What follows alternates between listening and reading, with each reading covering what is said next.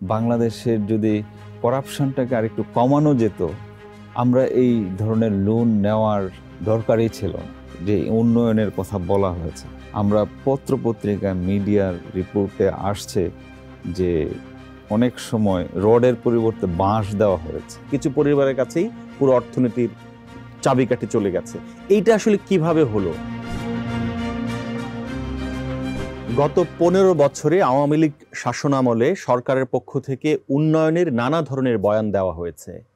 কখনো বলা হয়েছে আমাদের দেশের জিডিপি প্রবৃদ্ধি বাড়ছে, আমাদের মাথাপিছু আয় বাড়ছে, আমাদের দেশের অবকাঠামোগত উন্নয়ন হচ্ছে। এমনকি এই উন্নয়নের কথা বলতে গিয়ে দেশের গণতন্ত্রকেও কখনো কখনো গৌণ করে দেখার কথা বলা হয়েছে। আসলে এই উন্নয়ন কতটা হয়েছে, আর এই উন্নয়নের পেছনে কতটা বৈষম্য বেড়েছে, আর এই উন্নয়নের আড়ালে আসলে আমাদের দেশের দুর্নীতির পরিমাণ কত পরিমাণে বেড়েছে। Welcome to star views room, আপনাদের সঙ্গে আছি আমি আহসান হাবিব। দেশের এই 15 বছরে অর্থনীতির নানা দিক নিয়ে কথা বলতে আজকে আমাদের সঙ্গে রয়েছেন ডেইলি স্টারের senior reporter Refayetullah Mridha. Welcome to our show.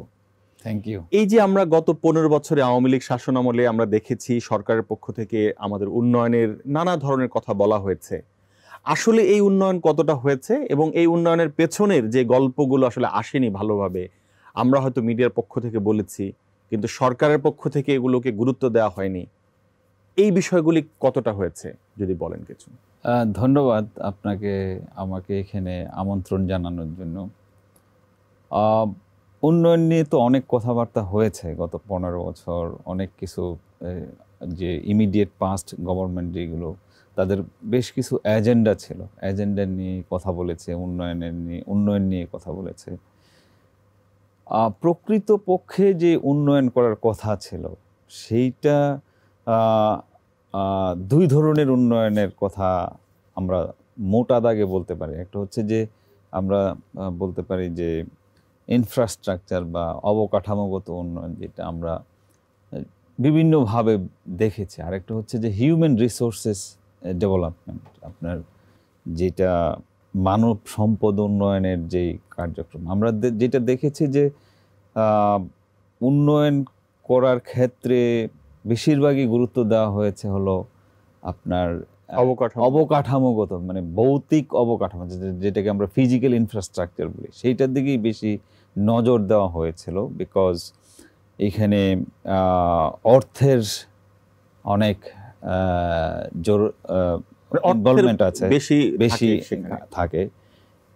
আমার মনে হয় এই বিষয়গুলোকে বেশি গুরুত্ব দেওয়া হয়েছিল, যে কারণে এইখানে বেশি গুরুত্ব। বাট আপনি যদি দেখেন যে দেশের যত ইকোনমিস্ট ছিলেন তারাও কিন্তু বলেছিলেন যে actually we need human resource development more than the physical infrastructure. সেই ফিজিক্যাল ইনফ্রাস্ট্রাকচার তো হবেই এক সময় যদি আমার হিউম্যান রিসোর্সটাকে ডেভেলপ করতে পারি, কিন্তু সেইখানে গুরুত্বটা কম দেওয়া হয়েছিল। এবং আনফর্চুনেটলি আপনি দেখবেন যে যেই ধরনের অবকাঠামোগত উন্নয়ন করা হয়েছে সেখানে কিন্তু মানে যদি আপনি ভৌতিক অবকাঠামো করতে পারেন, কিন্তু সেইখানে যদি প্রপার ইমপ্লিমেন্টেশন গাইডলাইন থাকে, করাপশন কম থাকে, গুড গভর্নেন্স থাকে, সেগুলো কিন্তু অনুপস্থিত ছিল। ইভেন আপনার যে উন্নয়নের কথা বলা হয়েছে, আমরা পত্রপত্রিকা মিডিয়ার রিপোর্টে আসছে যে অনেক সময় রডের পরিবর্তে বাঁশ দেওয়া হয়েছে। এটা কিন্তু আপনার খুবই একটা মানে এটা গ্রস অ্যানোমালিস, আসলে যে অ্যানোমালিস বা অ্যানোমালিসটা মান, এটা শুধু বোঝা যায় আর কি। আরেকটা হচ্ছে যে দেখেন যে প্রত্যেকটা সরকার যারা একের পর এক সরকার আসে, একটা লিগেসি থাকে, ইকোনমিতে একটা লিগেসি থাকে। কীরকম যে ধারাবাহিকভাবে আপনার সরকার পরিবর্তন হয় কিন্তু ইকোনমি তো আর চেঞ্জ হয় না। ইকোনমির যেখানে হয়তো কম বেশি গ্রোথ কম বেশি হতে পারে, যে যেই সরকার ছিল ক্ষমতায় তারাও লিগেসি পেয়েছিল। আমি মনে করি যে তারা যখন পাওয়ারে আসে 2009 সনে যখন গভর্নমেন্ট ফর্ম করে, তারা একটা ভালো একটা স্টেবল ইকোনমি পেয়েছিল এবং তাদের খুব ভালো এজেন্ডাও ছিল। দ্য চার্টার অফ চেঞ্জ, যেটা তারা বলেছিল যে মানে পরিবর্তনের যে চার্টার, সেটা শুরু করেছিল। শুরুটাও করেছিল ভালো, কিন্তু যেটা হয়েছে যে সেখানে উন্নয়নের নামে যেসব প্রজেক্ট নেওয়া হয়েছিল, প্রজেক্টগুলোও খারাপ ছিল না, ভালো ছিল। যেমন বিদ্যুতের ক্ষেত্রে দেখেন কি ধরনের ইমপ্রুভমেন্ট হয়েছে। ডেফিনেটলি প্রোডাকশন বেড়েছে, কিন্তু at the very very expensive. আপনি যদি পার ইউনিট চিন্তা করেন বিদ্যুতের প্রাইস, সেইখানে কিন্তু ওই জায়গাটা আমরা অনেক কম্প্রোমাইজ করেছি। মানে প্রাইসের ক্ষেত্রে এত এক্সপেন্সিভ হওয়ার কথা না পার ইউনিট বিদ্যুৎ, কিন্তু সেটা করা হয়েছে যেটা আমরা বলি যে গোষ্ঠীগত কিছু লোকের কারণে, যেটা করলে কিছু গোষ্ঠী থেকে সুবিধা দিতে গিয়ে এই বার্ডেনটা পড়েছে আলটিমেটলি জনগণের উপরে, মানে আমাদের মতো সাধারণ মানুষের উপরে।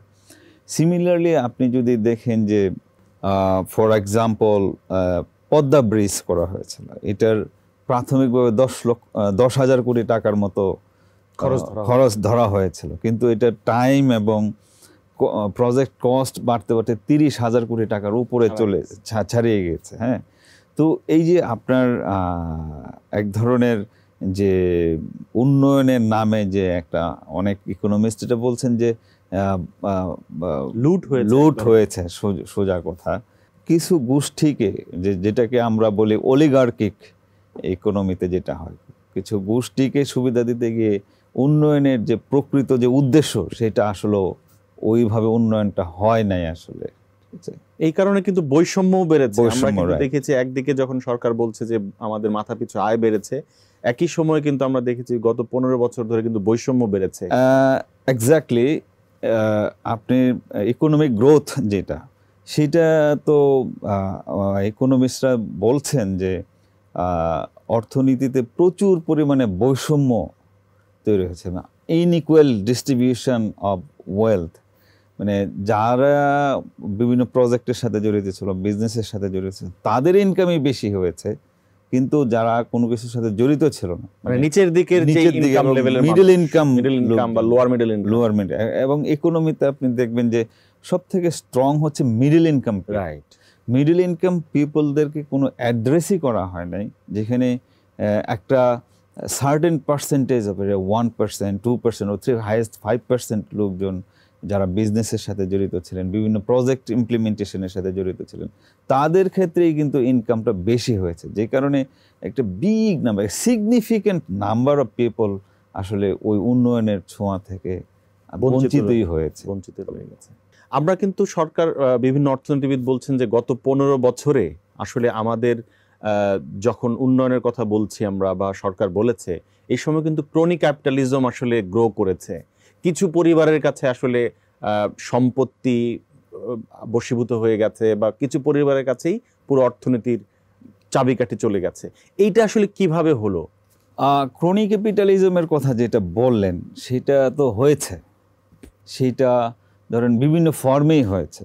একটা হচ্ছে যে মানে ইকোনমিতে আপনি দেখবেন যে দ্য মোস্ট ইনফ্লুয়েন্সিয়াল পিপল যারা, তারা ইকোনমিও নিয়ন্ত্রণ করেছে, তারা পলিটিক্সও নিয়ন্ত্রণ করেছে, এবং তারা সোসাইটিকেও নিয়ন্ত্রণ করেছে। এখন আপনি কয়টা নিয়ন্ত্রণ করবেন? আপনি হয়তো বিজনেস যারা করেছে, তারা পাওয়ারকে অ্যাবিউজ করেছে অনেক সময়। তো এইভাবেই কিন্তু ক্রনি ক্যাপিটালিজমটা গড়ে উঠেছে।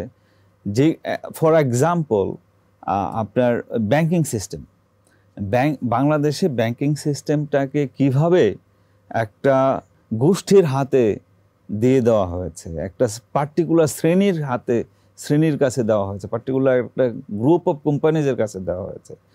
তো এখানে আপনার একটা মালিকের হাতে, একটা লোকের হাতে 5-6টা ব্যাংক তারা কন্ট্রোল করছে।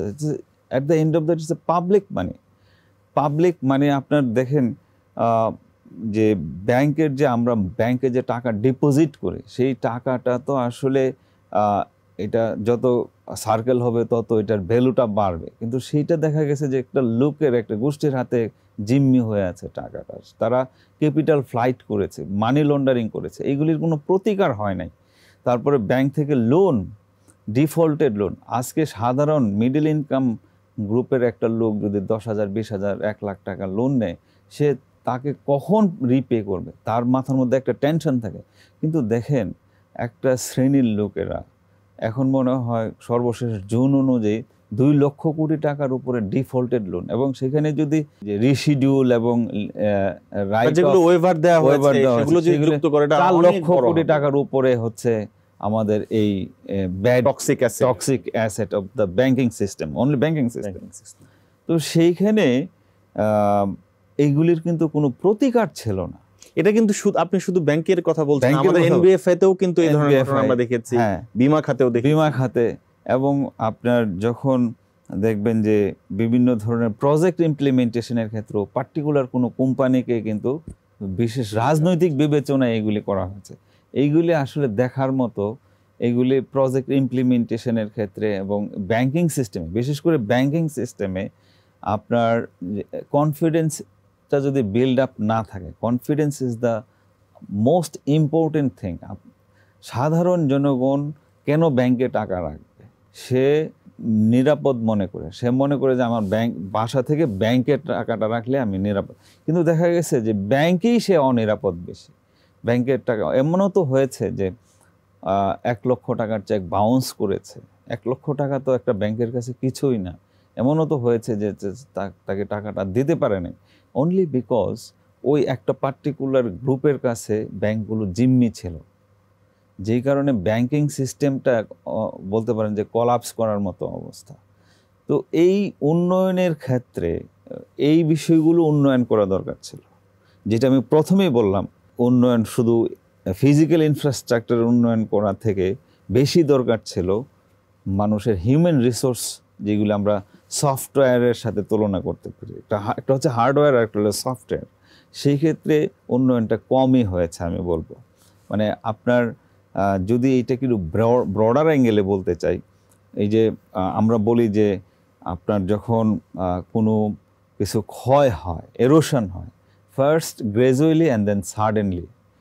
ব্যাংকিং সিস্টেম যদি আপনি একটা স্ট্যান্ডার্ড ধরেন, তা একটা ইয়ার্ডস্টিক মনে করেন, আমি বলবো যে আর্থিক খাত ধ্বংসের পিছনে, আর্থিক খাতে তো ধরেন যে অনেক ধরনের ধ্বংস হয়েছে, সেই ক্ষেত্রে ব্যাংকিং সিস্টেমের যেই দুর্বল অবস্থা, গুড গভর্নেন্সের যে অবস্থা ছিল, সেই দুর্বল অবস্থার কারণে কিন্তু আর্থিক খাত অনেক পিছনে চলে গেছে। এইটা ইকোনমিস্ট যারা আছেন, দেশি বিদেশি, প্রত্যেকেই কিন্তু বারবার বলেছিল যে আপনাদের এই ব্যাংকিং সিস্টেম, আপনাদের সেন্ট্রাল ব্যাংকের যে মনিটরিং সিস্টেম, এটাকে আপনারা ইমপ্রুভ করেন। কিন্তু ওইগুলোকে খুব বেশি একটা নজর দেওয়া হয় না। আপনি যদি ফর এক্সাম্পল আইএমএফের কথা ধরেন, আইএমএফ কিন্তু দীর্ঘদিন বলে আসছে যে আপনারা সাজেশন আকারে, রিকমেন্ডেশন, আপনি দেখবেন যে প্রতি বছরই আইএমএফ কতগুলি রিকমেন্ডেশন দিয়েছে যে আপনারা এই সেক্টরগুলোকে একটু রিফর্ম করেন ব্যাংকিং সিস্টেমে। কিন্তু ওইটা খুব বেশি একটা গুরুত্ব দেওয়া হয় নাই।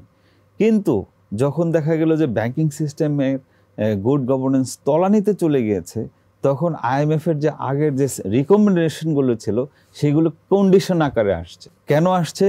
আইএমএফ যখন লোন দিতে গেল বাংলাদেশকে, তখন বলা হয়েছে যে আগের যে রিকমেন্ডেশন ছিল এগুলো এখন তোমাদের জন্য শর্ত আকারে আমরা দিচ্ছি, অর্থাৎ এইগুলি যদি তোমরা পরিপালন করো তাহলে আমরা তোমাকে $1 বিলিয়ন লোন দেব।